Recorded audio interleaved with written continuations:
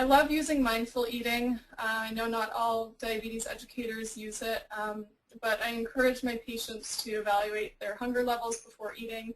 I don't want them to wait until they're super, super starving before they eat, because oftentimes they'll overdo it. Pay attention to their fullness cues, how they feel during the meal. They want to be able to get up from the table and not feel like they're going to burst. Know that the food, you'll be able to enjoy the meal again if you save a little for the next day rather than stuff yourself silly the night of the meal. So I have a little example there on getting a smaller piece of cake and paying attention to every bite, chewing slowly. Some people recommend putting the fork down between bites and just noticing how they feel during the meal and after.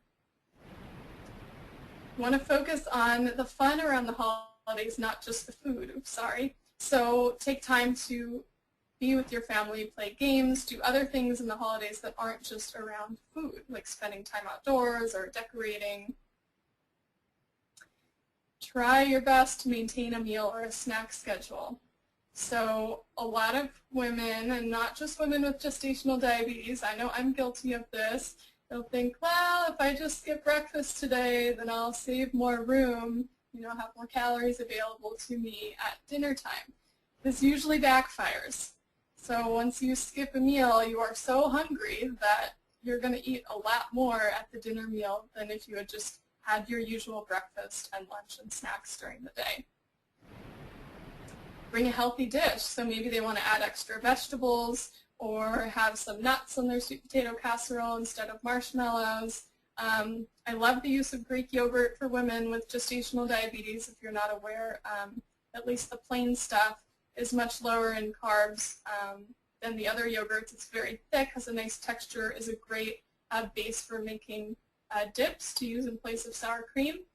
I want them to check the nutrition facts of recipes or so they can estimate the serving size or carbohydrate content.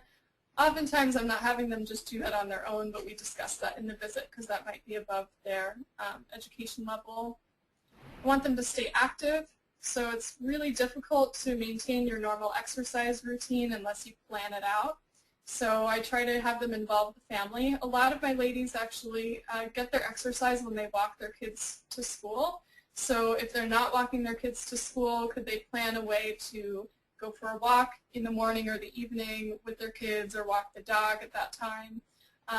It'd be especially good if they walked after the big holiday dinner to help lower their blood sugar a little bit.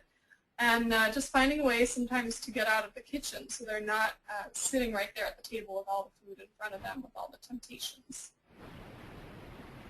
Nobody's perfect, so I try to be as loving and accepting of my patients as possible, even when they have some challenges. I want them to know that I'm not going to be upset at them if we see a high blood sugar number. As long as they're aware of what foods made their blood sugar go too high, I still think it's a success.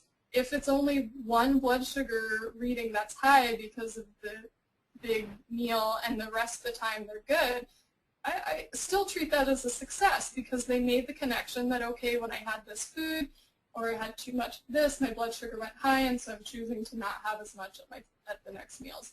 I want it to be their responsibility to maintain their control, not just me feeling like I'm nagging them all the time. And a lot of women come in and they're like, oh, I'm embarrassed, or oh, I was bad this week. And I really want to take away those words of feeling bad about eating. I want them to enjoy eating, and that's where the mindful eating techniques come in very handy. If they do overindulge, maybe they can go for an extra walk after the meal. Maybe they can just return to their normal routine after the next meal. I do want them to still check their blood sugar. So a lot of the ladies, if they've already been seeing me for a few months before the holidays, they know when they've eaten too much, and sometimes they'll choose just to conveniently forget to check their blood sugar so they don't have to deal with telling me or the doctor what happened.